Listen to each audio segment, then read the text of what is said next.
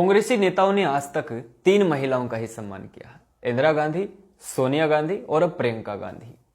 मैं इसको सम्मान नहीं कहता, एक परिवार की महिलाओं की गुलामी कहता हूं।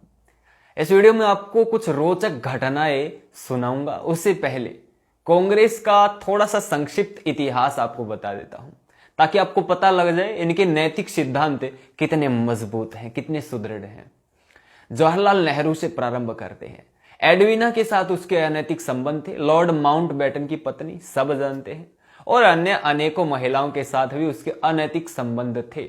इस बात की पुष्टि ऐसे भी होती है कि जो इंदिरा गांधी थी वो अपने बाप से, पिता से बात नहीं करती थी कभी। खैर, इस विषय पर आप सब जानते होंगे, नहीं तो खोज लेना। और इसीलिए वो एसटीडी, सेक्सुअल ट्रांसमिटेड डिसीज से मरा था, कीड़े पड़ करके, सब जानते हैं। उसके बाद उसी के पद चिन्हों पर इंदिरा गांधी भी चल पड़ी थी। फिरोज खान से उसने शादी कर ली थी। उसके बाद उसका बेटा राजीव गांधी उसी के पद चिन्हों पर चला, और एक क्रिश्चियन है जो आजकल देश की भाग्य विधाता बनाई गई है, सोनिया गांधी, उसके साथ उसने शादी कर ली थी। अब उनके पद चिन्हों पर राहुल गांधी चला। लोग कहते हैं कि सीपी में, दिल्ली में पड़ा रहता था कई सारे नशे करके, और इसके गार्ड्स इसको उठा कर ले जाते थे। हम इसकी पुष्टि नहीं करते हैं। खैर, देखिए, इस पर एक रेप केस चल रहा है, अभी वो बंद हो गया है। सब जानते हैं राहुल गांधी पर सालों तक वो रेप केस चला, उसको दबा दिया गया। क्यों दबा दिया आप सब जानते हैं। देश के कर्ता धर्ता, कर्णधार, भाग्य विधाता परिवार से जो है। खैर, ये इनके संस्कार हैं। अब वो एक पंडित भी बन गया है। अब प्रियंका गांधी ने रॉबर्ट वाड्रा से शादी कर ली। मामला कुछ समझ में नहीं आएगा बहुत सारे लोगों के। अब सामान्य भोले भाले लोग इस देश में इतना सारा जब घूम जाता है तो दिमाग चकरा जाता है। अब ये पंडित कहां से रह गए, इस पर आप चर्चा कर लेना और एकांत में बैठकर विचार कर लेना। अब मैं मूल मुद्दे पर आता हूं। महिलाओं का सम्मान कितना करना जानती है ये कांग्रेस पार्टी। वर्तमान की तरफ हम लौटे तो देखिए, एक पंजाब का सीएम हुआ करता था, प्रताप सिंह कैरो।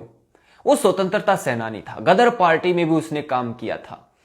और उसकी एक घटना, बहुत ही रोचक घटना, आज के परिप्रेक्ष्य में ठीक सिद्ध होती है, ठीक बैठती भी है। उसके बेटे पर आरोप लगा किसी महिला के साथ छेड़खानी करने का, उसका अपमान करने का। तो जानते हो क्या किया था? अपनी जीप को के साथ अपने बेटे को बांधा और उसको घसीटते हुए ले गया था 3 किलोमीटर तक। एक वो भी सीएम था पंजाब का, इसी भारत देश के एक प्रांत का। एक आज कांग्रेस का सीएम है। अभी हाल ही की लेटेस्ट घटना, सीतारमैया, पूर्व मुख्यमंत्री कांग्रेस का, कर्नाटक कांग्रेस का नेता, एक महिला के साथ अपमान कर रहा है, उसका दुपट्टा खींच रहा है, उसके हाथ से माइक छीन रहा है, अपशब्द बोल रहा है, उसको वहां से भगाने की बात कर रहा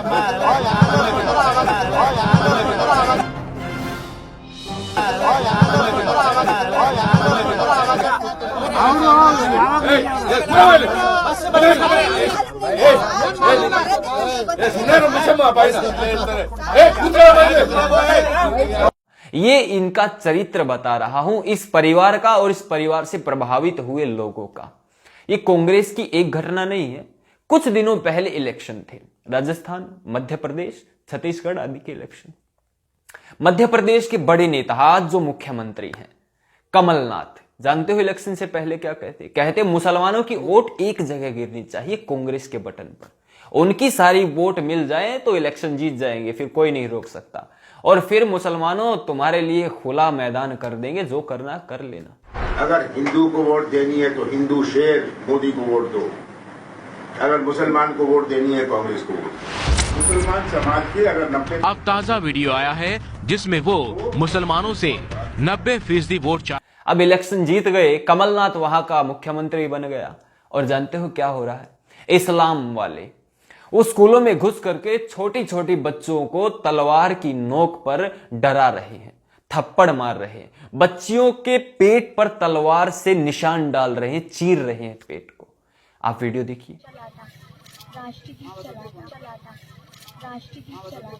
हम वहाँ पे बैठे थे ना, तो सब वहाँ पे एक आया व्यक्ति, और उसने तलवार लेकर आया और उसने सारे पूरा तोड़ दी और एक व्यक्ति को मारने लगा। पहली बार तो ये दंगा हुआ।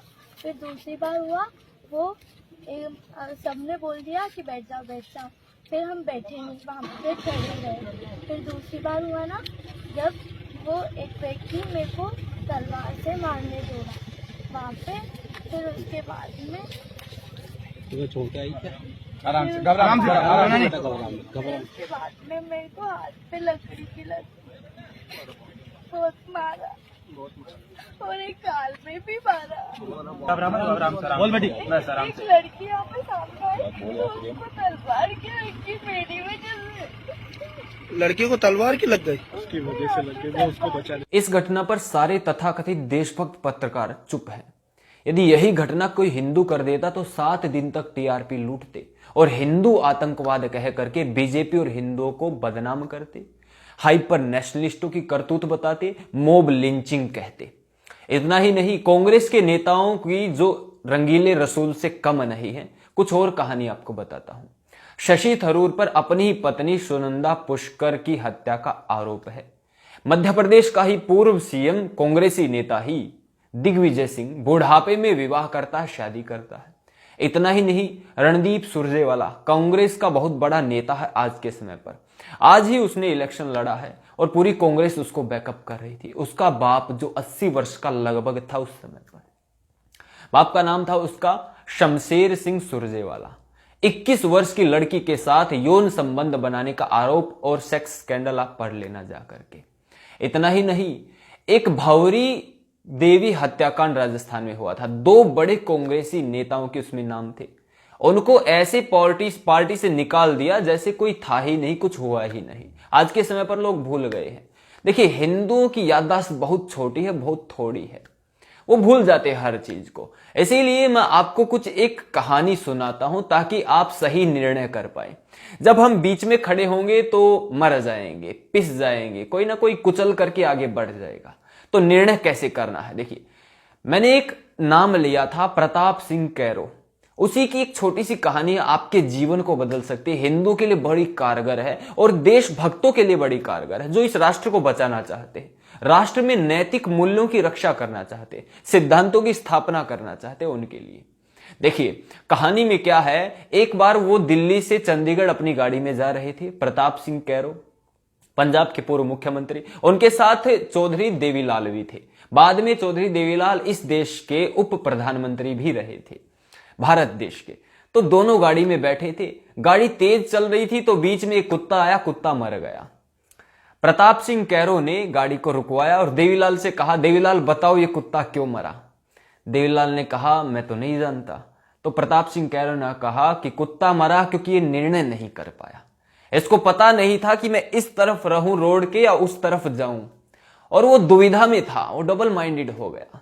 और जब हम डबल माइंडेड हो जाते हैं, दुविधा में होते हैं, तो बीच मझधार में ही फंस जाते हैं, पिस जाते हैं, मर जाते हैं।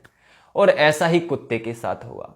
और वही शिक्षा देवीलाल ने सारी आयु लेकर के उसी शिक्षा के बलबूते पर वो उप प्रधानमंत्री भी इस देश के बने थे।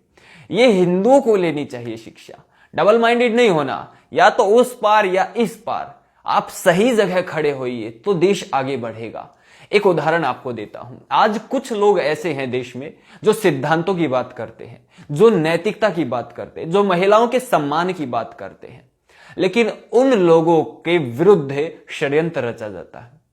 उनको भक्त कहा जाता है, हाइपर नेशनलिस्ट कहा जाता है, उनको कट्टरवादी ताकतें कहा जाता है। अब वो अच्छे लोग होते, वो बात करना छोड़ देते हैं नैतिकता की। सोचते हैं हम देश का भला चाहते हैं, हम सैनिकों की बात करते हैं, तो हमें भक्त कहा जा रहा है, हमारा अपमान किया जा रहा है, हमारा मजाक उड़ाया जा रहा है। वो ये सोचते हैं अच्छे लोग, और वो भी ये नैतिकता की और सिद्धांतों की बात करना छोड़ देते हैं।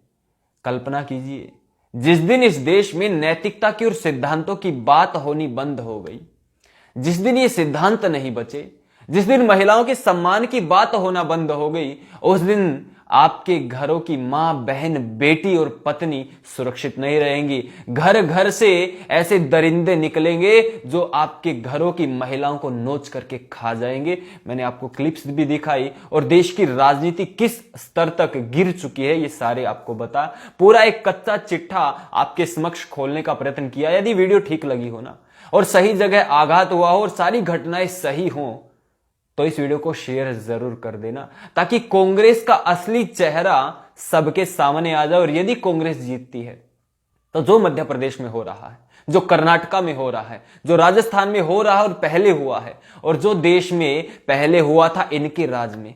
2014 से पहले एक महीना भी ऐसा नहीं जाता था जब बॉम्ब ब्लास्ट नहीं होता था, हजारों सैकड़ों लोगों की हत्याएं नहीं होती थी, सीआरपी के जवान रोज नहीं मरते थे, ऐसा कोई दिन नहीं जाता था। इस देश में लॉ एंड ऑर्डर की कोई स्थिति नहीं थी।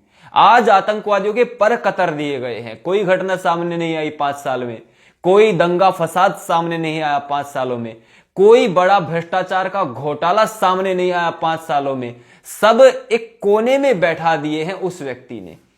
तो मेरा मानना है कि हमें निर्णय ठीक प्रकार से करना चाहिए, डबल माइंड नहीं होना है। प्रताप सिंह कैरो की वो शिक्षा, वो कुत्ते की मरने की शिक्षा आज भी लागू होती है इस देश के वासियों पर। वीडियो को शेयर जरूर करें और इस कार्यक्रम को निरंतर देखते रहे ताकि ऐसी ऐसी वीडियो और जानकारी आप तक पहुंचती रहे। वीडियो को लाइक जरूर करें। ओम जय हिंद, नमस्ते जी।